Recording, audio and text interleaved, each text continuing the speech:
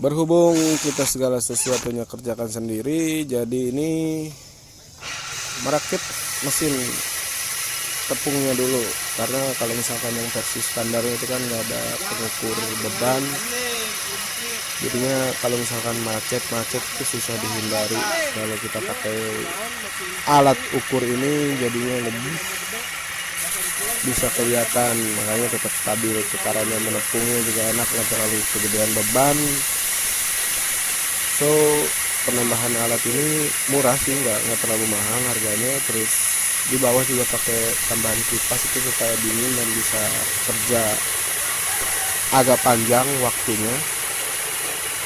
Dan hemat sih, ini hemat listrik. Jadi kalau running normal itu sekitar di bawah 500 wattan lah. Memang ini kapasitas dinamo sih 1,5 PK, sekitar 1000 watt. Tapi karena kita jaga taninya itu tetap di bawah 500, jadi dikit-dikit aja masukinnya supaya listriknya juga nggak bengkak dan dinamo juga lebih awet jadinya dengan penambahan display ini. Ini solusi, karena kan biasanya beli mesin penepung ini keluhannya itu macet, akhirnya nggak dipakai. Nah, macet itu sebenarnya daya yang dipakai nggak sesuai dengan kemampuan, jadi bebannya terlalu besar sementara kemampuan mesinnya nggak sampai segitu.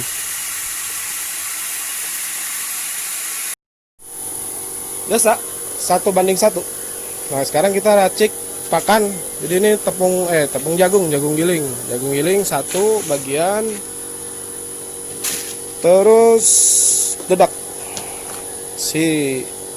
Ini dedaknya dedak jelek, jadi itu dedak yang 1000 kilo, dedak kasar, kualitasnya kurang bagus. Nah si jagung sendiri kita beli dengan harga 4.000 per kilo, 5.000 lah anggap. Jadi kalau 2 kilo itu kan berarti 5.000 tambah 1.000 berarti 3.000. Nah 3.000 kita dapat kualitas pakan yang luar biasa, jagungnya banyak. Jadi hanya dengan 3.000 rupiah saja ini cocok buat pembesaran. Nah nanti kalau misalkan ini mau dibuat lebih hemat lagi, lebih efisien lagi, kan kita bisa tambahkan hijauan dari daun, dari rumput, seperti yang di video-video lama mungkin yang 1 tahun lalu teman-teman bisa buka di channel ini ada. Itu tujuannya supaya kita terus berinovasi untuk menghemat pengeluaran untuk biaya pakan, tapi tetap tidak mengesampingkan kualitas. Terus untuk penambahan proteinnya sendiri supaya nambah naik, kita pakai tepung ikan. Selain tepung ikan juga di video yang sebelum-sebelumnya ada indigo vera. Terus kalau misalkan musimnya lagi musim hujan nih, sebentar lagi musim tanam, bisa pakai ajola, di sawah-sawah banyak. Jadi dengan kita mempelajari, memahami daerah sekitar kita dapat suplai pakan gratis yang tentunya bermutu tinggi buat ternak kita. Dan itu caranya, itu lagi-lagi itu caranya beternak yang baik. Jadi jangan sampai teman-teman itu sebagai peternak cuma pintar menghafal merek. Misalkan untuk pembesaran, wah merek A yang bagus, merek B yang bagus untuk indukan dan sebagainya. Itu salah. Jadi kalau misalkan mau ternak itu jangan sampai menghafal merek, tapi hafal apa yang dibutuhkan untuk ternak kita supaya kita bisa bikin sendiri. Kalau misalkan yang dihafal cuma merek, efeknya kita nggak bisa buat sendiri, terus-terusan harus beli. Nah itu alasannya kenapa kita harus menghafal apa yang dibutuhkan untuk ternak kita. Jadi nanti kita sambung lagi videonya, kita campur, terus kita kasihkan unggasnya mau apa enggak gitu, dan apalagi campurannya nanti agak sore lah, sekarang belum waktunya kasih makan.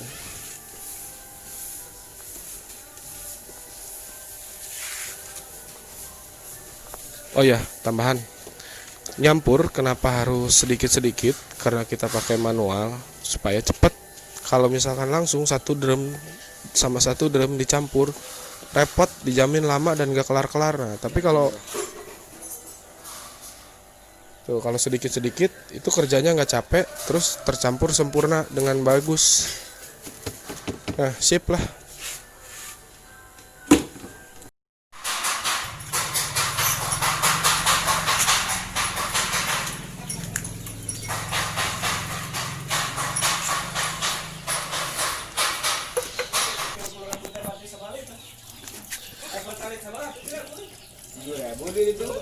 Ini molas cukup sedikit saja. Terus probiotiknya, ini probiotiknya sudah campur jamu, jadi sepaket untuk menjaga kesehatan. Udah cukup.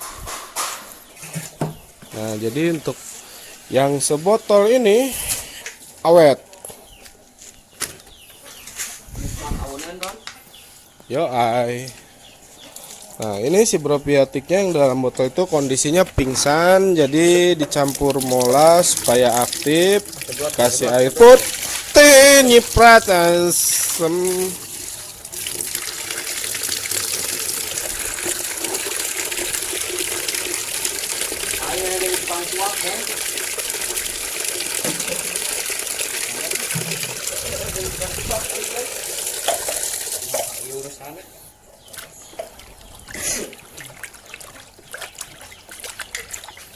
Stok hijauan habis ya. Aduh, mesin heula lah jadikan ya, Bud ya. Mesin aja yang ngecah. Nah, ini cukup segitu. Terus kalau mau ekstra tambahan, sekiranya banyak musim angin, musim hujan, musim gak baik lah intinya, bisa dikasih tambahan. Kasih tambahan ini kunyit bubuk. Jadi kalau probiotik yang tadi itu masih murni, belum dicampur sama ini juga. Tapi kalau misalkan yang udah dikemas, itu udah komplit campurannya, vitamin pun segala macem. Nah, kita coba yang belum siap dijual itu, karena barang kan kalau misalkan mau dijual harus diuji dulu. Nah, kita mah yang jelek-jeleknya aja yang dipakai.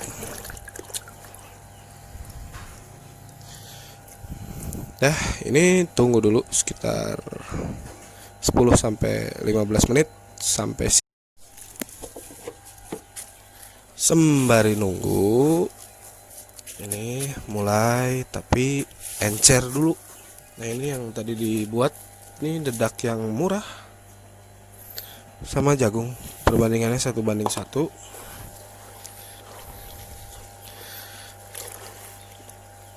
Nah, dilanjut lagi nih masalah probiotik, karena ini probiotik yang saya jual isinya adalah ada salah satu jenis bacillus yang untuk mengurai asam amino. Jadi ini nanti asam aminonya jadi cepet, apalagi nih kalau dibuat fermentasi sebenarnya kandungan asam aminonya bisa jauh lebih tinggi lagi. Itu jauh lebih bermanfaat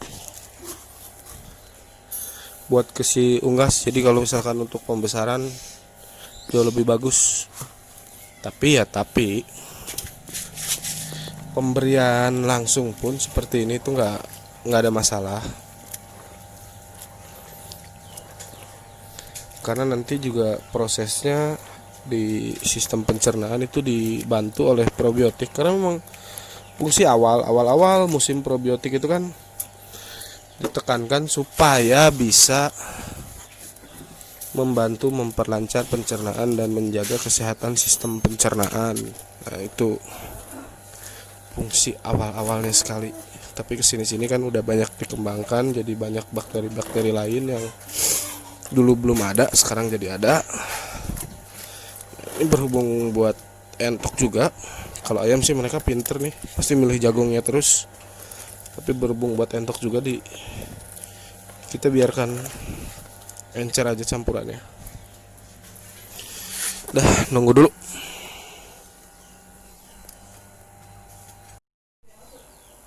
Oke, ini udah siap. Dan oh ya, ini yang dikemas. Jadi harga eceran itu 10.000, molasnya 10.000, probiotiknya sama, harganya 10.000 per botol. Nah, kalau misalkan teman-teman yang minat, untuk sementara ini area Majalengka ada di Pak Cahya Sumirat, terus di area Cirebon bisa menghubungi Facebooknya Ubay Goni.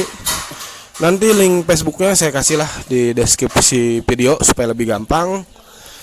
Tapi sekarang kita lihat dulu nafsu makannya si unggas itu seperti apa. Buka. Nah, ini pelanggan probiotik pakan. Kan kalau set kayak gini enak lihatnya.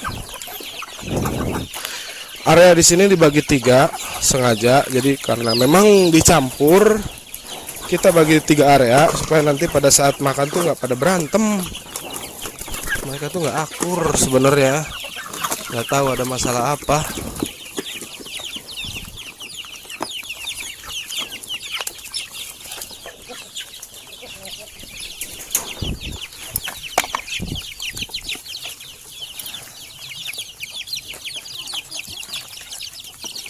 Kebanyakan sih ini airnya, tapi biarinlah karena si ayamnya juga udah pada pinter milihnya.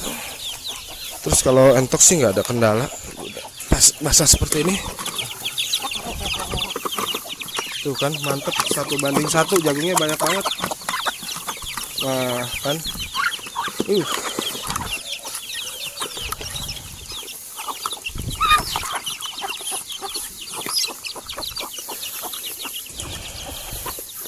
untuk pakai dedak yang jelek kayak gini nih, biasanya tanpa dibantu nafsu makan ya oleh probiotik, susah. Mereka tuh nggak mau dedak yang jelek.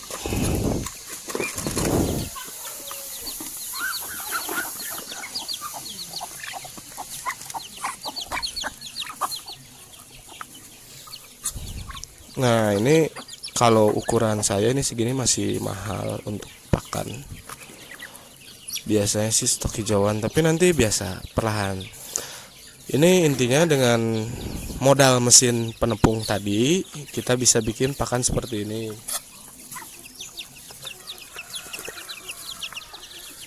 Kita nanti sembari berjalan ada mesin lagi, nanti kita update lagi supaya kita bisa produksi pakan berkesinambungan yang sampai di pelet.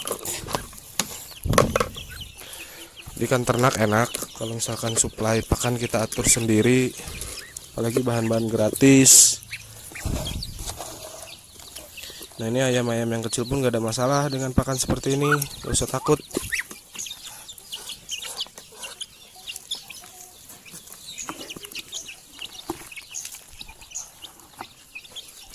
Terus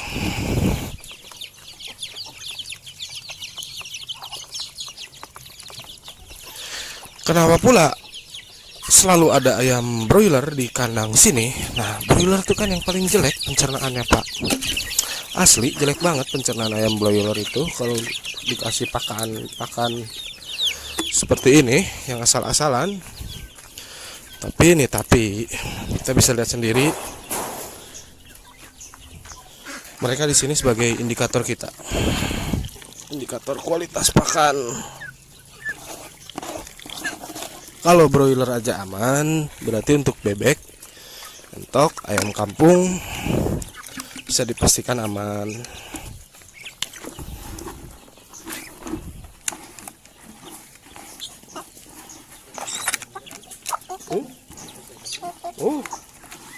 Subuh sekali, Bang. Subuh sekali. Ayam mau milih biji nak, pinter.